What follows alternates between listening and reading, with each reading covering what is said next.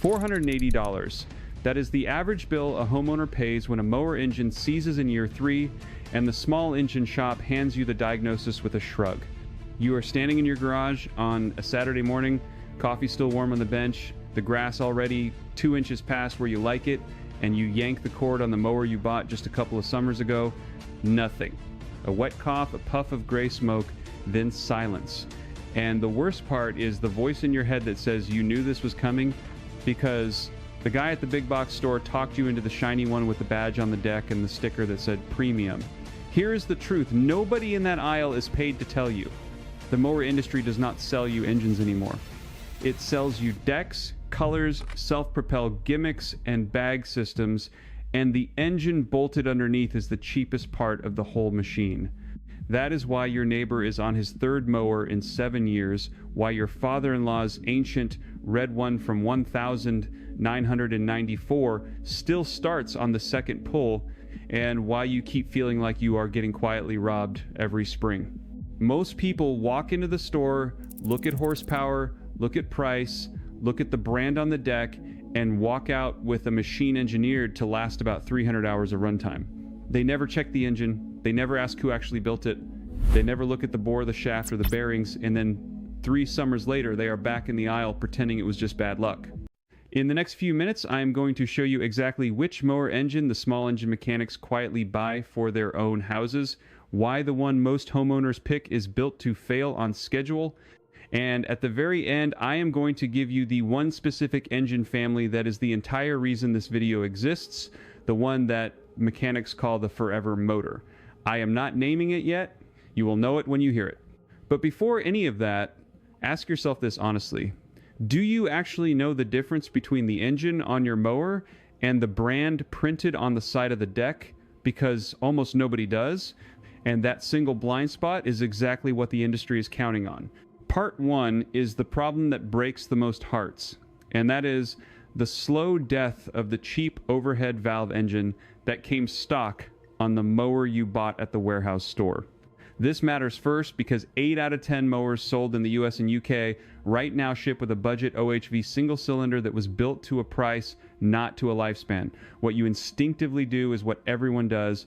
You run it hard, you let the grass get tall, you tilt it on its side to clean the deck, you store it in October with whatever fuel's left in the tank, and you pull it back out in April and expect it to behave. It feels logical. It is a machine. Machines run. But here is what is actually happening beneath that plastic shroud. Modern pump gasoline in the US contains up to 10% ethanol, and ethanol pulls water out of the air through the fuel cap vent at a rate that ruins a carburetor in roughly 60 to 90 days of sitting. The tiny brass jets inside that carb have orifices smaller than the lead of a mechanical pencil, and when the ethanol evaporates, it leaves behind a green varnish that blocks them completely. At the same time, the cheap aluminium-bore engine on a budget mower has no cast iron sleeve, so every time you mow tall grass, the piston rings drag against soft aluminium, and the cylinder walls were oval inside 200 hours. Compression drops, oil sneaks past the rings, and one morning the cord pulls back like it is tied to a brick. The reframe is simple. Your mower did not die of old age. It died of being the wrong engine in the first place. So here is what to do. Simplest first. Drain the fuel every October. Do not just run it dry, actually tip the tank into a jug, because running it dry leaves a film of ethanol that hardens like nail polish. Use ethanol-free fuel from a marina pump or a sealed can of 9 2-octane 4-stroke fuel that costs about $25 a gallon but lasts 2 years in storage. Change the oil every 25 hours of runtime, not once a season, because a mower running in 90-degree heat shears oil faster than a car does. And if you are already past the point where your engine is smoking on startup, stop pouring money into carburetor kits and fuel stabilizer. A $60 carb rebuild on a $180 engine is throwing good money after a machine that will be dead by August anyway. What you stand to lose if you ignore this is not just the mower. It is the entire weekend in May when the grass is 6 inches tall, the rental shop is booked solid, and you are pushing a dead machine back into the garage in front of your wife. One universal prevention tip before we move on: never ever tip a mower onto the side where the air filter sits, because oil floods the cylinder and washes the rings, and that one mistake alone kills more engines every spring than anything else. If this is the kind of detail nobody bothers to tell you in the garden aisle, do me one small favor and hit subscribe, because every video on this channel is built exactly like this, the stuff the industry would rather you not know. One click, and then straight back to it. Part 2 is a completely different problem, and it is the one that costs the most money because it is invisible until it is catastrophic. The thesis is this: the engine on your mower is almost never made by the company whose name is on the mower. Most homeowners do not know this, and that single piece of ignorance is what the budget brands rely on to sell you a disposable machine dressed up as a premium one. The universal mistake here is reading the deck. You see a name you trust on the side of the mower, you assume the whole machine was built by that company, and you walk out the door. What is actually under the hood might be a generic Chinese-built OHV clone with a stamped steel crankshaft, a plastic governor gear, and a connecting rod made of pot metal that will snap clean in half the first time you hit a hidden root. The catastrophic consequence is a thrown rod, which means a hole punched through the side of the engine block, oil sprayed across your lawn, and a repair bill higher than the cost of a new mower. There is no fixing it. The engine is scrap. So here's how to actually pick an engine, and I am giving you 3 methods, ordered from cheapest entry point to what a professional would actually choose. Method 1, the floor, is to look for a Briggs & Stratton EXE series or a Honda GXV160 on a sub $300 mower. The EXI runs without an oil change for the life of the engine because the oil is sealed, which sounds gimmicky but actually works for a homeowner doing under 50 hours a year on a quarter-acre lot. The GXV160 has an internal timing belt that is famously quiet and uses an overhead cam design that revs cleanly and starts on the first pull at 40 degrees Fahrenheit. Either one will give you 500 to 700 hours of real life if you change the oil and use clean fuel. Method 2, the middle, is to step up to a Honda GXV190 or a Kawasaki FJ180V, which is what you find on commercial grade walk-behinds in the $700 to $900 range. These have full pressurized lubrication, cast iron cylinder sleeves, and ball bearing crankshafts instead of bushings. The mechanical reason this matters is that a cast iron sleeve inside an aluminium block holds its bore round for 2,000 hours or more, which is roughly 20 years of weekend mowing on an average suburban lawn. The bearings do not wallow out the crank journals, so compression stays high and the engine starts the same on year 15 as it did on day 1. Apply this one to any property between a quarter acre and 3/4 of an acre where you mow weekly from April to October. Method 3 is what the small engine mechanics actually put on their own machines, and it is the one a professional would reach for without hesitation. I am going to name it in part 3, because it is the entire reason this video exists, and you have waited long enough. Part 3, prevention. The engine the mechanics buy for their own houses, the one they call the forever motor, is the Honda GXV160 or its slightly bigger brother, the GXV200. This is the commercial GX series block in a vertical shaft configuration, the same engine family that runs pressure washers, generators, and pumps on construction sites for 20 years without a rebuild. It is the only consumer available mower engine with a forged steel crankshaft, a full ball bearing bottom end, a cast iron cylinder liner, and a dual element air filter with an oiled foam pre-cleaner over a paper element. The mechanical reason it lasts is brutally simple. Every wearing surface inside it is made of a material that does not wear at the loads a homeowner produces. A forged crank does not flex.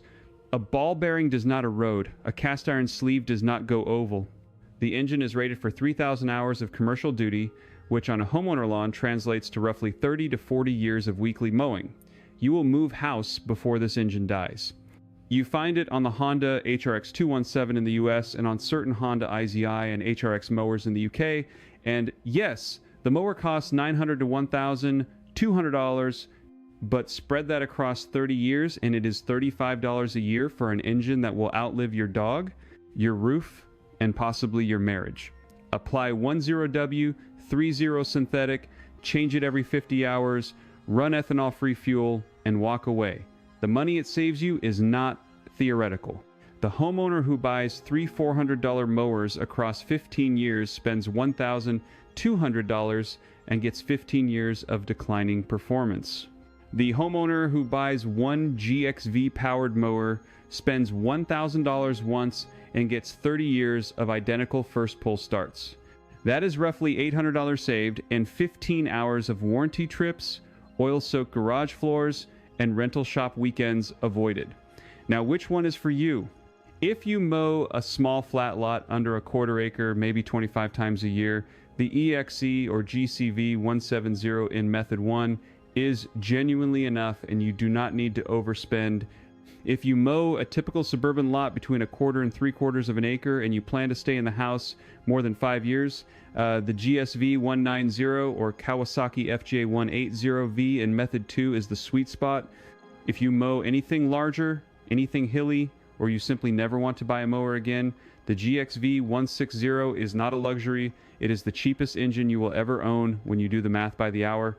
Now, the moment you put a real engine under your mower, you are going to run straight into the next problem nobody warned you about, and that is blade balance and deck vibration.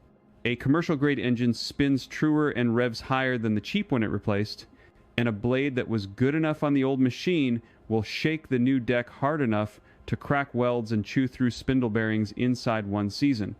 If that is already happening to you, or if you have noticed the handlebars buzzing in a way they never used to, drop the word vibration in the comments below and tell me the make of mower you are running, because the next video is going to walk you through exactly how to balance a blade on your workbench in under 10 minutes with the $6 tool, and how to tell whether your spindle is already damaged before it grenades on you.